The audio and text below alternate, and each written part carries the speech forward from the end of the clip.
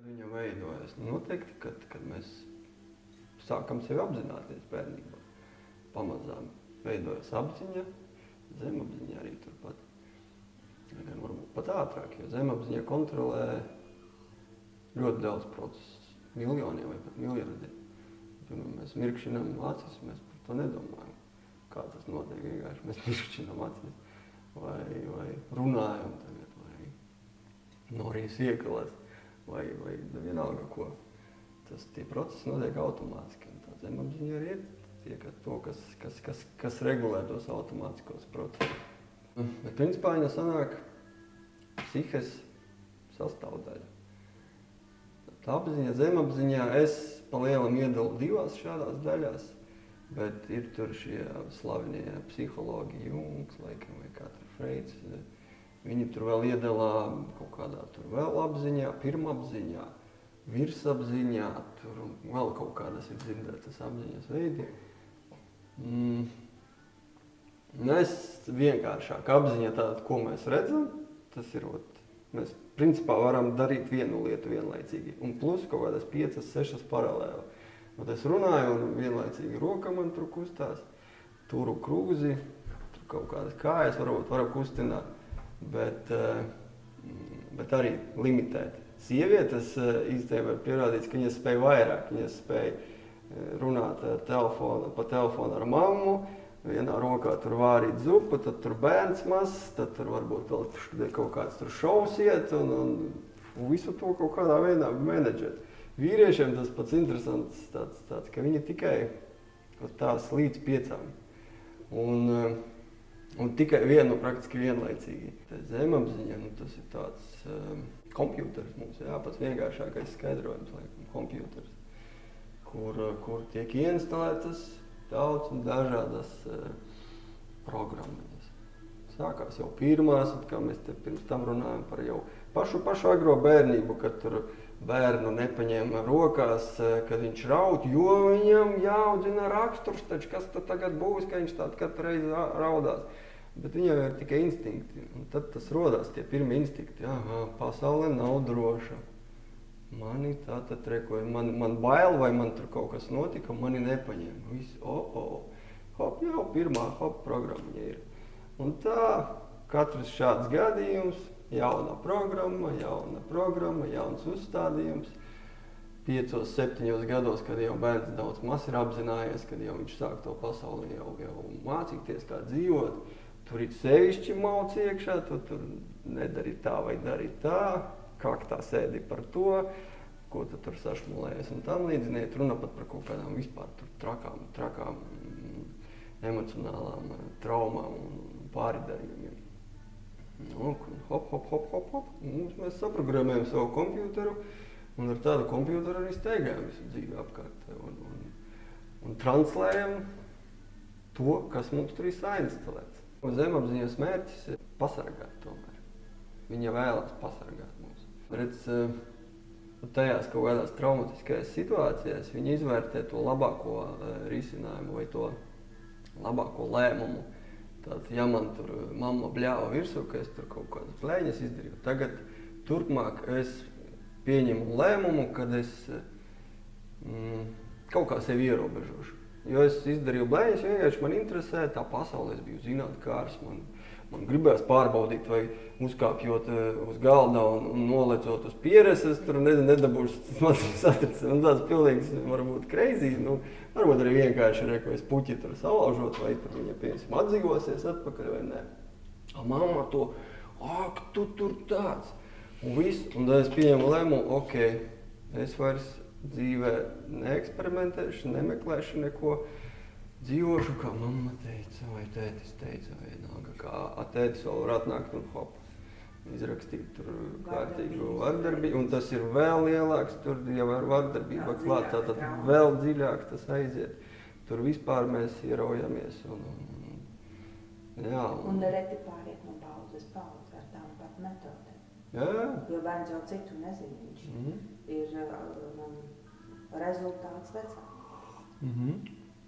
Un kas pats interesantākais, ka mums liekas, ka mēs neatkārtosim savu vecāku kļūdas, Taču, lielākoties mēs tieši tāpat arī darām. Tad izrādās, tie nav gēni, bet tā ir tava tas ir tavs mantojums. Mantojums, jā. Ģimenes mantojums. Ģimenes. Daudzas lietas nes gan pozitīvās, gan negatīvās. Svarīgi ir iemācīties viņas apzināties un strādāt ar sevi. Te ir jāsaka to, cik cilvēkam ir tā apzinātība augsta un cik cilvēks ir stipras gribas. Einšteinai nemaldos teikt, tad, kad mēs radījām sev problēmas, mēs bijām citi un ar to domāšanas veidu mēs nespēsim tās atrisināt šodien. Sanāk, mums ir jāpaiet solīti uz priekšu, lai atrisinātu tās vecās problēmas. Paplašinām to apziņu nedaudz. Uzņemamies atbildību, drosmi, un tikai tad mēs spējam. Ja mēs būsim tajā pašā stāvoklī, kad mums tā problēma radās, vai kāds man nabadziņš, vai ir tieši aizvainotais, vai kaut kāds tur agresīvais, vai nav svarīgi upuris, vai kas, mēs neatrisināsim. Tikai tad, kad mēs speram to pirmo solīti, bišķi savādāki paliekam, tad mēs varam paskatīties un sākt kaut ko labāk. Jā, bet līdz tam solīšu spēršanai, līdz tai apzinātībai, katram mums ir savs ceļš. Kāds varbūt jau pieceļās, nevis pieceļās, bet rāpo no grāvas ārā un help, lūdzu, palīdziet man, jā. Kāds varbūt saprot to ātrāk. Un tas ceļš ir, teiksim, es pat teiktu, tā ir likteņa kaut kāda dāvana vai varbūt, pienāk tas brīdis, kad tu satieks to cilvēku. Tu visu laiku viņam garām esi gājis pilsētā, kaimiņos, vienalga. Un tad tu pēkšņi ieraugi kaut ko, man šito vajag, šitas ir man. Bet visu laiku tev tas nepatika. Tu visu laiku, es par sevi saku, ja? Es visu laiku kaut kā, labi, ok, tur cilvēki darbojas, viņiem ir savas interešu grupas, lai viņi to dara. Tas nav mans, man to nevajag. Bet atvērās tuk-tuk, atvērās durvis, jā, ok, es ieraudzīju un es paņēmu. Varbūt pirms gada es tās durvis būtu aiztaisījusi cietu, pateikusi, nenāc vairāk, ja? Tā, ka tas, teiksim, tā ir kā to nosaukt, sakritība? Nē, viss ir laikā un vietā. Tad, kad laikā un vietā. Līdz tam, visums viņam iedot. Mēs varam saukt to visaugstākais Dievs vai kas. Bet, kamēr cilvēks nav gatavs, viņam neiedos pirmkārt ne to iespēju, neiedos tos cilvēkus apkārt, kas viņu virzīs. Jo, jāsaka tā, arī šeit mēs esam tāpēc, laikā un vietā, jo mums tas interesē. Jo mēs varam dalīties, mums ir ko teikt, ja? Un nekas nenotiek vienkārši tāpat. Un kamēr laikā tev gribētos, tev noteikti tas būs. Bet savā laikā un vietā. Tā kā mēs izaugam līdz tam. Lai es teiktu, ka es tā kā nožēloju varbūt, ka tas nenotika pirms 3 gadiem, gada vai pusgada. Nē, viņš ir atnācis tieši laikā. Tad, kad es esmu gatava šo informāciju uzņemt un viņu aprobēt pati sevi. Ja tieši tā? Jā. Pat ja tev ātrāk iedotu.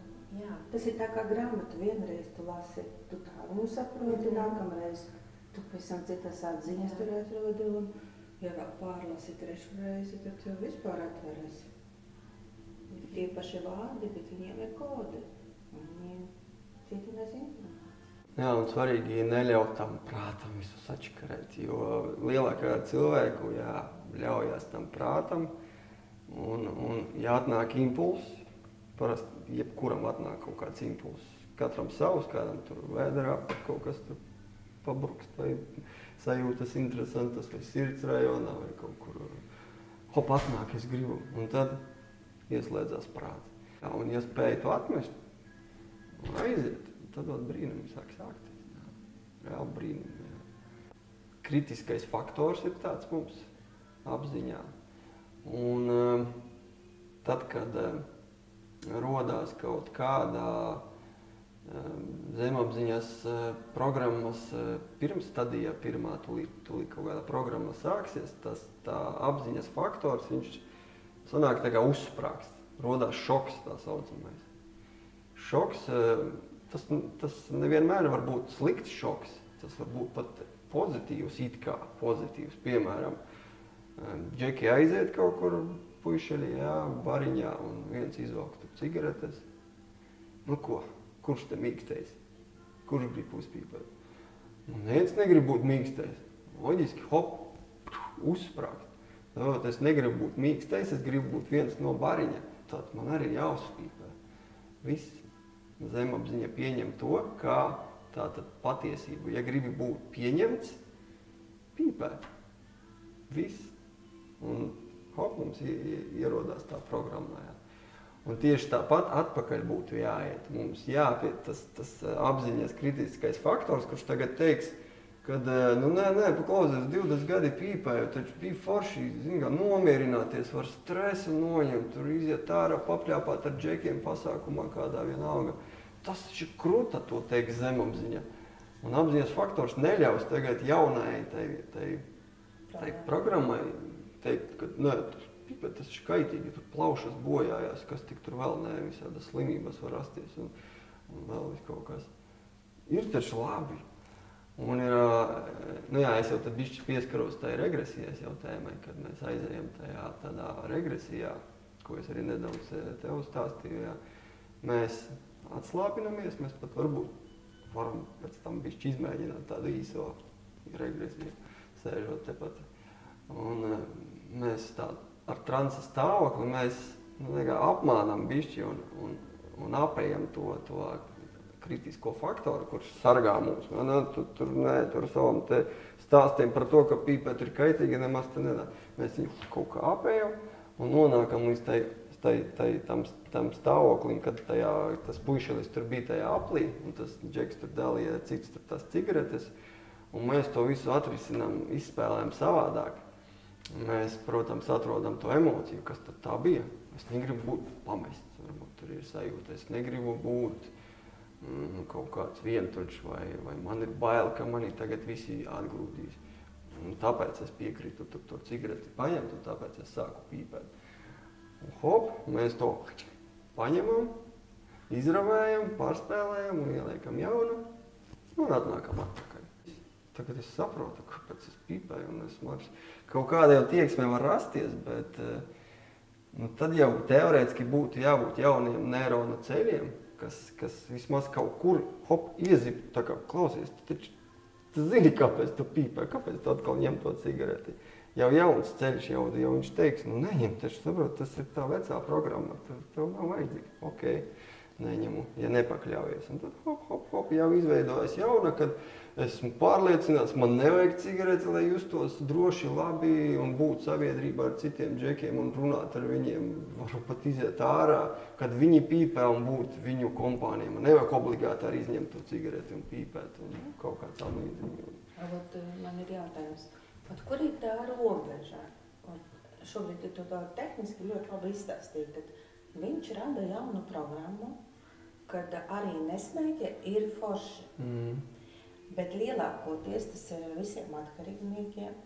Viņi it kā ar apziņu saprot, ka tas ir slikti, tās vecās programmas. Un viņi pat pamēģina šo, ir labi. Bet beigās viņi atgriežas.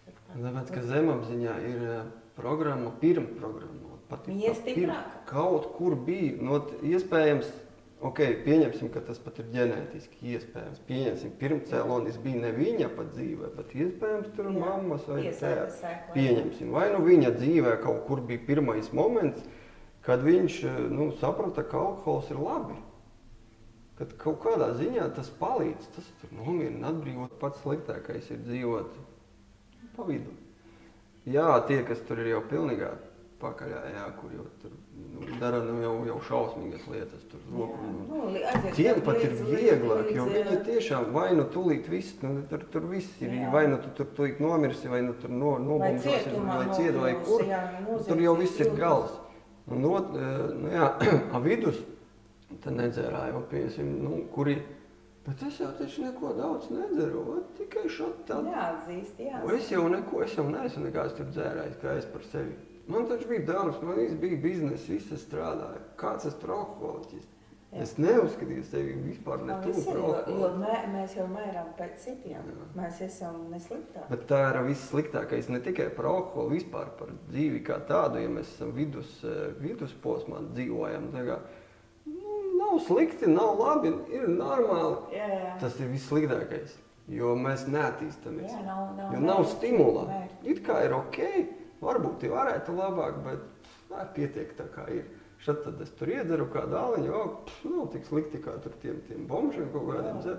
Man ir ok, un tas ir ļoti slikti no tā vidus ceļa izrausties, jo, jā. Nav uz ko tīk. Nav uz ko tīk. Un nevarot arī iestāstīt. Nāc tu, nezinu, uz gongiem vai paelpo vai pastrādā ar zemapziņu, tu taču vari dzīvot labāk. Man vajag dzīvot labāk. Nevajag. Viena no traumām mūsu, cik kuram tur čupiņa ir savāku tas mūsu šitajā arhīvā. Tad tikai viena, viņa ir diezgan spēcīga, varbūt pat viena no spēcīgākajām, jā, bet ir taču tur vēl visādus un kuras traucē mums.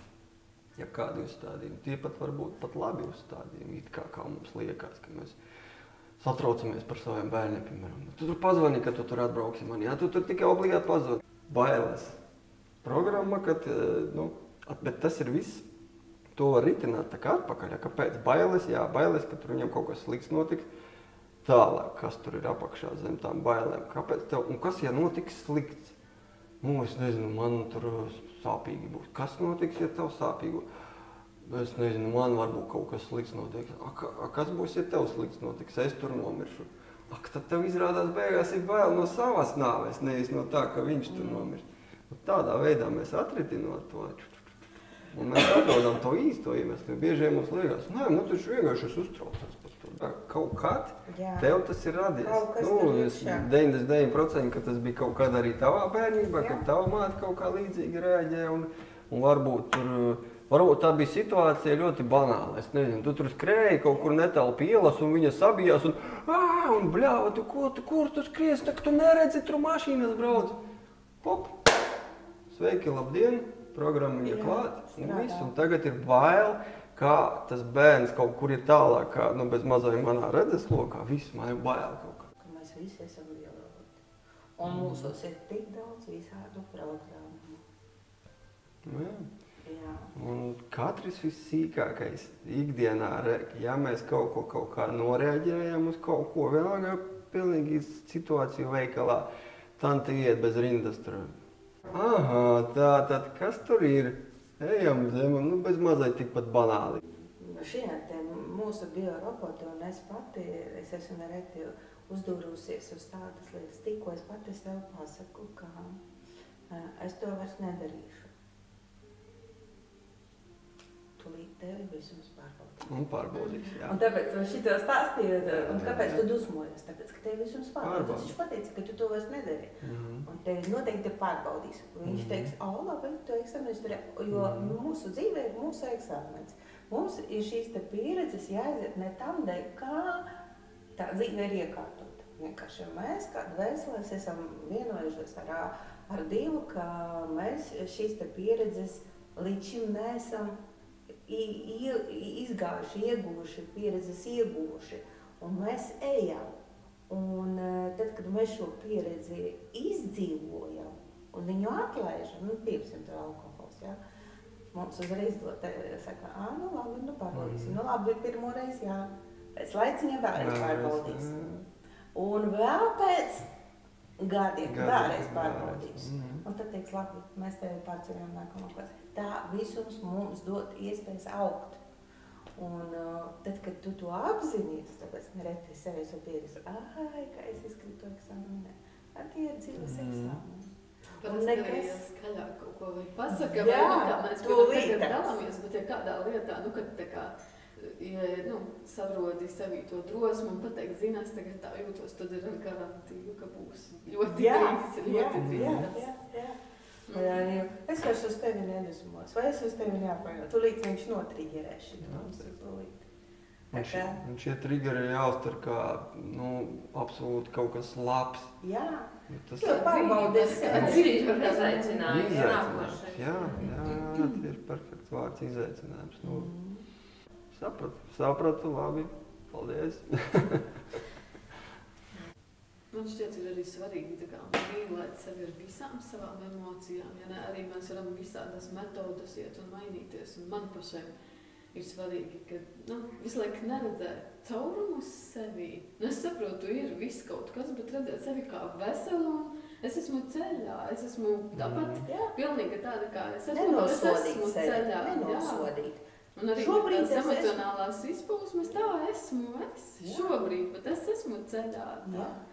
Jā, tas ļoti svarīgi ieraudzīt. Jā, nē, visu laiku, man liekas, arī tās vai garīgās prakses vai kā, ja daudz es personīgi klausos, tad es principā redzu nepilnības visu laiku tā kā sevī, bet kā tad es kā cilvēks var būt un dzīvot, ja es tad bezmaz vai šajā dzīvē, iespējams, es sevi pilnību tad neredzēšu, ka tā kā tā sevis mīlestība, man liekas, vienalga, vai kādas tās emocijas mums katram iznāk un visas mūsu bagāžas, ko mēs nesam. Šī brīža stāvoklī, taču, ieraudzīt to, varbūt man trūks tur kaut kādas puzles gabaliņa, tur ielikt, meklēt atkal te kaut kur pietrūkst, kur no viņas pietrūkst. Bet ja ir tā virzība, tā kā, ja es ar sevi strādāju, tad Šobrīd esmu šāds, ok. Taču es zinu, ar ko man tagad strādāt, pie kā man vērsties, nevis. Ja arī nezinu, tad es domās, varu lūgt saviem sarģeņģeļiem, no visumā, visaugstākajām, vai man parāda ceļus, vai dot man iespēju no šī tāpļa iziet ārā un mainīties, vai dot kādas zīmes rādā, un tūlīt viss notiek. Taču šīs pat varu baigi teikt, ka pat to, var darīt, jā, ok, nav problēma, bet vērot vienkārši ikdienu. Ikdienas situācijas, tas ir vislabākais, kas parāda. Zīmes elements, ar ko jau mēs iepriekš runājam, tante veikalā piegāja priekšā, man tas izbesīja. Viss. Tur var būt stāsts, varbūt, ojojoj, kāds liksies, tas nav nekas tur sīkums, bet tur stāsts apakšā var būt tāds, ka tur aiznesīs uz iepriekšējām dzīvēm, tur izrādīsies, ojojoj. Vienkārši pat iedomāties nevarēsi. Un kā tas izvēršas? Katru ikdienas situāciju kaut kas nepatīk. Ok, mēs mazliet atzīmējam. Un to sākam. Un tad jau būs pie kā strādāt ilgi un tikti. Tā ir tā mūsu šīs dienas tas atslēgas vārda apzinātība. Ja šīs situācijas tev liek aizdomāties, kāpēc tā situācija tāda izveidojas, tad tu jau esi tik tālu attīstīta garīga būtne, mēs visi esam garīgas būtnes, ka tu sāc analizēt, kāpēc ar mani tā notika. Ne tur vainīgs veikals, ne tam, bet kāpēc ar mani, kāpēc es tā noreaģēju. Un tas jau ir forši. Tu apzinies situāciju. Nav tā, ka, teiksim, cits teiktu, tu vari domāties kaza kāda, ielīta, ja? Nē, vispār. Es varu piebilst tai skaitā, kāpēc manā ceļā šī situācija. Jā, kāpēc viņa man iedod. Manā ceļā. Tā kā, tieši šis ir tas apzinātības moments, kad man pie kā ir jāstrādā. Man ir dažādas situācijas bijušas, kad tā kā pēc, es to saukšu par reglamentu, ka man tā kā pēc reglamenta ir jādara šādi, 1, 2, 3. Bet šitien es jūtu, ka es tad darīšu 3, 1, 2 vai samainīšu šo schēmu, bet es izdarīšu tā, kā es jūtu. Bet tu arī nevari pēc tam salīdzināt, kā bija labāk šitā, kā tev pēc reglamenta teica, vai tā kā tu jūti. Jā, bet tās sajūtas, tu izdzīvo tev šī intuīcija, dod tev sajūtas. Jā. Un sajūtas ir tas kritērijs, no ko sieviete arī pieņem lēmumu. Un viņas parasti ir trāpīts desmitnieka. Perfekti, jā. Jebkurš ķermenis nekad nesamelos, ja tiešām pat sajūtīs dziļumos. Zemapziņā, Dievs, vai abi, vai kā tas viss notiek, mēs nevaram to varbūt tur izskaidrot tik perfekti, bet ir jāuzticās un viss. Ja ir sajūta. Man liekas, arī ir par garīgām praksēm, bieži vien tā ir, kad ierasts, piemēram, kaut kur vai, vienkārši es tur dodos vienmēr. Un ir citreiz, kad tu nezini, kas, bet tevi iekšā saka, ka nē. Un man liekas, ka varbūt tad kaut kādi notikumi, kam, piemēram, konkrētai mirklī cilvēks nav gatavs iet cauri, vai Bet te nesajaukt ar pašsabotāžu, kas ir arī, starp citu, gribēju pateikt, kad strādā ar zemapziņu, regulāri ieslēdzās pašsabotāžu. Oi, nē, es tur neesmu gatavs tam. Oi, nē, tur pat saslimst. Skaidrs, es saslimu, tad vēl jau vairāk es nekur neiešu. To ir citam. To var sajaukt, jā. Bet man ir parasti bijis, tad, kad man ir tā iekšējā sajūta, un es kaut kur nedodos, pēc tam es sazinos ar tiem cilvēkiem, un mēs parunājam, kā ir bijis, un kad es dzirdu, kā tur ir bijis, es saprotu, ka tas tiešām nebūtu man.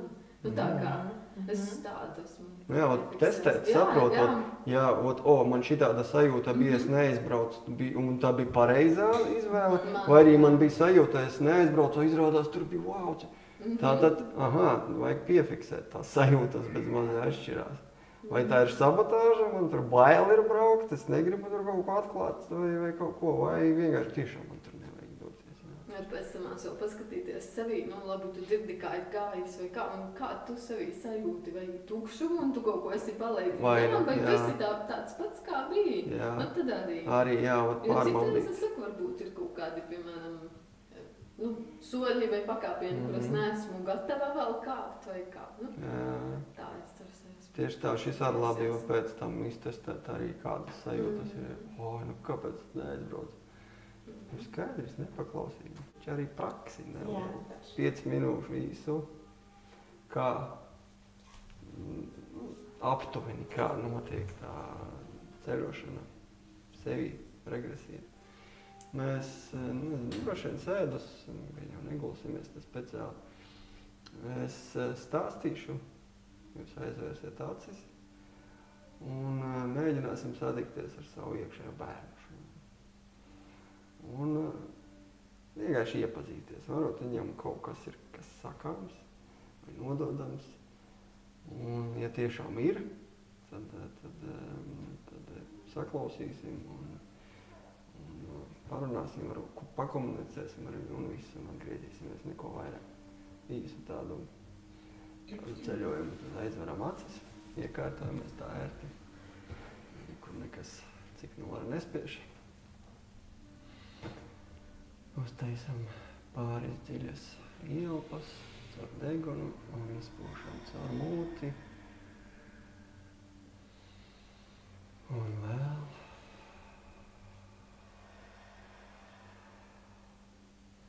Un vēl.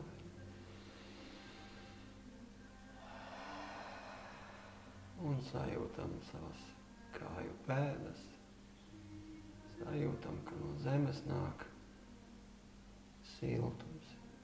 Viņš apņem pēdas, potītes un virzās uz augšu, līdz cērgaliem,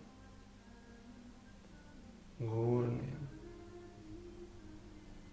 pa mugurkaulu uz augšu, vēders, sirds, kakls, pleci un par rokām uz leju. Visā ķermenī ir silti un patīkami. Un tālāk šis siltums virzās uz augšu, uz žokli. Sejas āda burtiski nokarājās uz leju, atbrīvojās. Acis,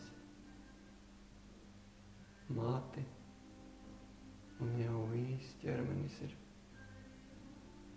mierā. Un iztēlojamies, ka mēs ejam pa meža taku. Katram šī taka var būt savādāka. Kādam tas var būt priežu mežs, kādam egļu vai lapu koku, kādam saule spīd cauri kokiem. Kāds ierauga sūnas, kāds ierauga kādu meža dzīvnieku. Jūtam, kā mūsu kājas iet uz priekšu pa taku. Varbūt arī koku saknes. Varbūt vēl kaut kas, kādi akmeņi. Ieelpojam meža gaisu. Patīkamu, siltu. Un tā lēnām ejot, mēs nonākam līdz durvīm. Arī durvis katram var būt savas. Kuram stikla, kuram koka, kuram metāla. Un mēs pieejam pie šīm durvīm. Atrodam rokturi. Un atveram tās. Un ejam iekšā. Un nokļūstam bērnībā. Redzam pazīstamas vietas, kur mēs augām. Vai tā būtu māja, dzīvoklis, vai kāda īpaša vieta, kur patika būt bērnībā. Mēs tur esam. Un mēs pavērojam apkārtni un mēģinam ieraudzīt, kur ir mūsu mazais bērns. Mana mazā Līlita, Elīna, Jānis, Ilze. Katrs ieraugot savu mazo bērnu. Un vienalga, cik viņš tur ir mazs vai liels, viņam varbūt 3 gadi, 6 gadi, varbūt pat 10 gadi. Mēs satiekam viņu. Mēs satiekam viņu. Sajūtam viņa acu skatienu, viņa emocijas. Un iepazīstamies. Pastāstat, kas jūs esat, ka jūs esat no nākotnes un ka jūs esat viens vesels. Un pajautājiet šim mazajam, ko viņš grib darīt. Varbūt viņš grib, vai viņa grib spēlēties. Varbūt grib jums kaut ko svarīgu izstāstīt. Varbūt grib vienkārši pavadīt ar jums laiku. Parunājiet. Ja šis bērns jūtas vientuļš, izstāstiet viņam, iedrošiniet viņam, ka jūs esat blakus. Ja viņš ir priecīgs, tad priecājieties ar viņu kopā. Ja viņam ir no kaut kā bail, tad sniedziet drosmi, atbalstu, varbūt pat risinājumu. Sadraudzējieties ar viņu. Kļūstat kā labākās draudzenes, labākie draugi.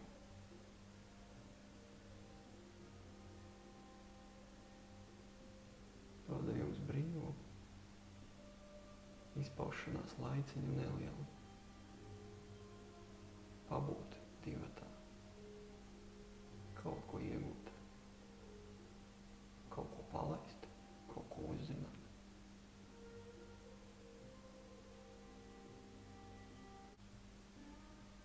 Un tad, kad būsiet pārunājuši, tad atvadaties.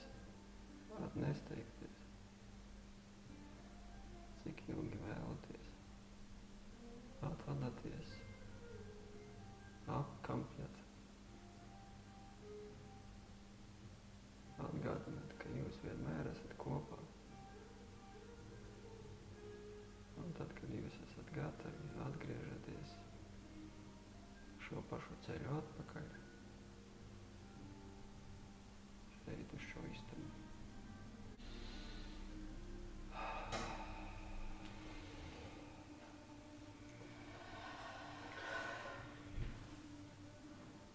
Kā bija? Izdevās satikties. Izdevās parunāties.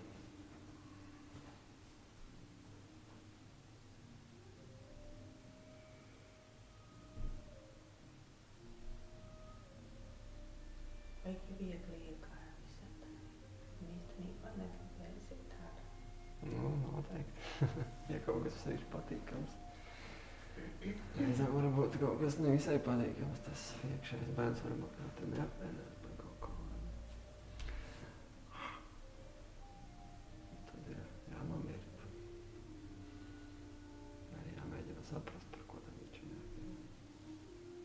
Jā, bet dvēsele nepamet ķermeni nemirkli.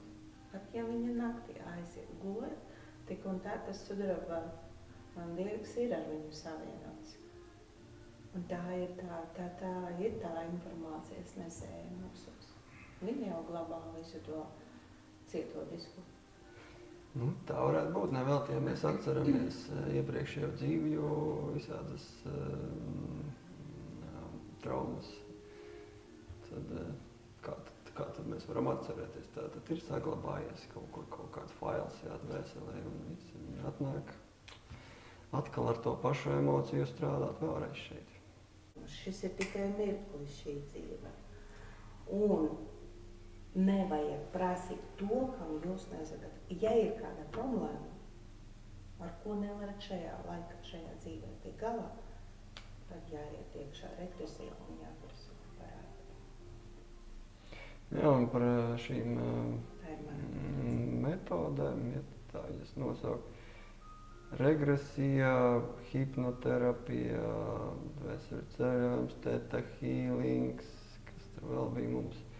Palielam viņas visas ir par vienu un to pašu.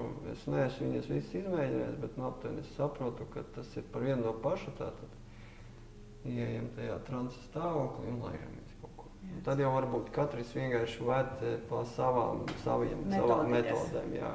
Kuram tur tāds ceļš, kuram savādāks ceļš, bet principā tas ir tāds filmu mēs tur veidojam savu.